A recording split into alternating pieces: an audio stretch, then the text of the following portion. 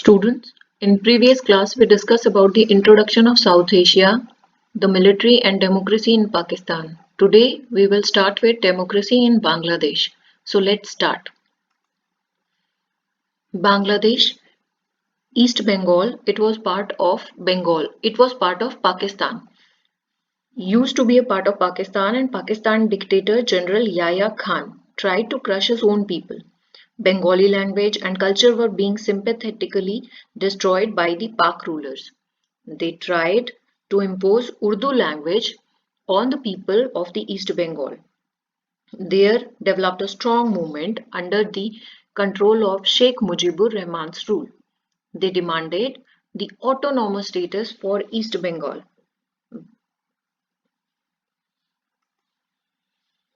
The West Pakistan rulers saw this demand as a threat to their domination. In December 1970 elections, Sheikh Mujibur Rahman League won a landslide victory in East Bengal's Provincial Assembly and they secure a majority of seats in the new Constituent Assembly of Pakistan. Instead of honoring the people's verdict, General Yahya Khan then became the president of Pakistan and he arrested the Mujibur Rahman and they lose or that area became the range of terror. Millions of people were forced to flee and seek refuge in India. It placed a great burden on the India's resources. In that situation, the government of India had full sympathy for the people of East Bengal. Indians had a view that there could be no military solution to this problem and that conditions should be created for the safe return of refugees to their homes in East Bengal. It was under these circumstances that in December 1971, Pakistan launched a massive air attack on India. The war continued for about 2 weeks.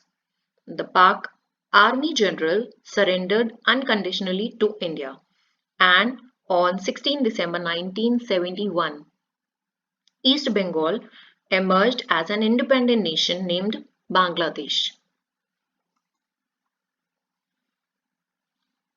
In August 1975, Sheikh Mujibur Rahman became the leader or he became the leader of Bangladesh, where he got the constitution amended to shift from the parliamentary to presidential form of government. He abolished all the parties except his own party, that was the Awami League.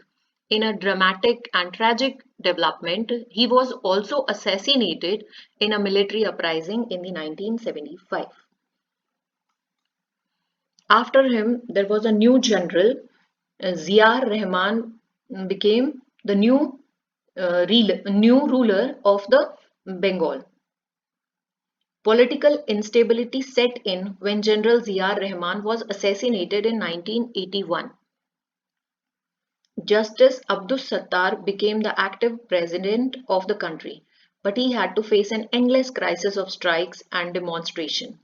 In March 1982, General Irshad became the chief martial law administrator of the country and he became the president of the country. After that, people start revolt because they are demanding for the democracy. The people of Bangladesh soon rose in a support of the demand for democracy, where students also take part in it. Mass public protest made Irshad step down in 1990. In general election which were held in 1991, Bangladesh National Party headed by Begum Khalidia Zia and she emerged as a victorious. After that, in the election was scheduled to happen in 2006, but general election were cancelled. Now Bangladesh had been under a military-backed government. In 2008, general election held and Sheikh Hasina won the elections and she became the new prime minister. Again in 2014, when Awami League won the elections, she again became the ruler or she assumed the power once again. It is a fighting that just like Pakistan, this country also had become a hotbed of terrorists waging a war against India. They includes ISI agents and Al Qaeda fighters from Afghanistan. Sheikh Hasina had been on friendly terms with India. She took a few measures to restrain terrorist activities and she tried to have a good relation with India. This is all about the democracy in Bangladesh. Students, now we will discuss the monarch and democracy in Nepal. Nepal was a Hindu kingdom in the world, but in 2006 it declared itself to be a secular state. Like other monarchs, the King of Nepal also exercised unlimited powers. The power to appoint and dismiss the Prime Minister was also vested in him.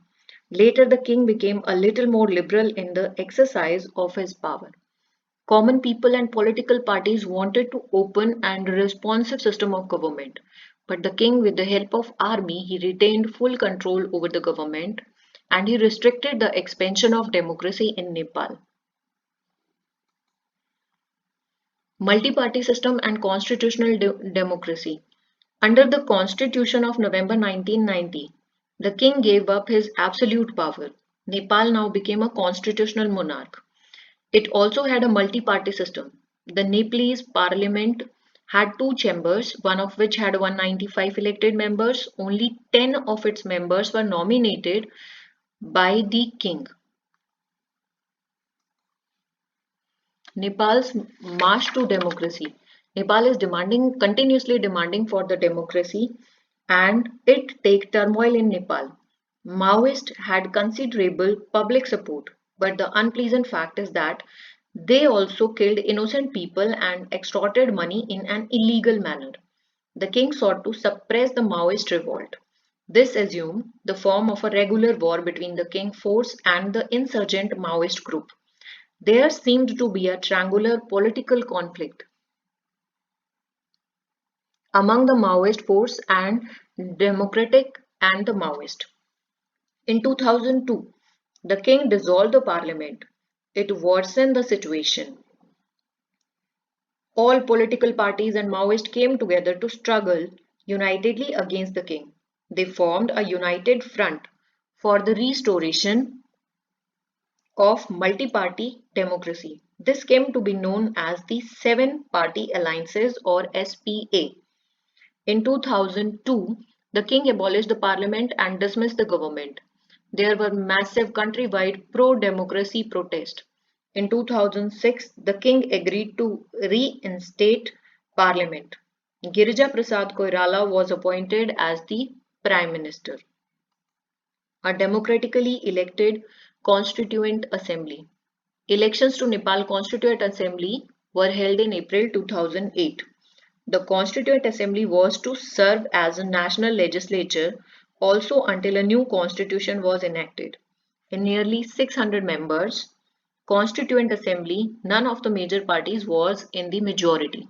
In 2008, the Constituent Assembly abolished monarch and they resolved the constitute Nepal into a federal democratic republic where they are going to divide the power into different organizations. In May 2012, the Constituent Assembly was dissolved. In 2013, Nepal's Chief Justice was appointed as the Prime Minister. Then they try to make sure that election to the second Constituent Assembly were held properly and elections should be conducted regularly.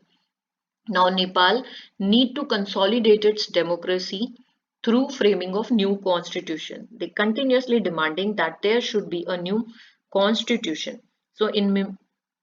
So they are demanding or abolishing the monarch and resolve the constituent Nepal into a federal democratic republic. This is all about the monarchy and democracy in Nepal. Let's start with ethnic conflicts and democracy in Sri Lanka.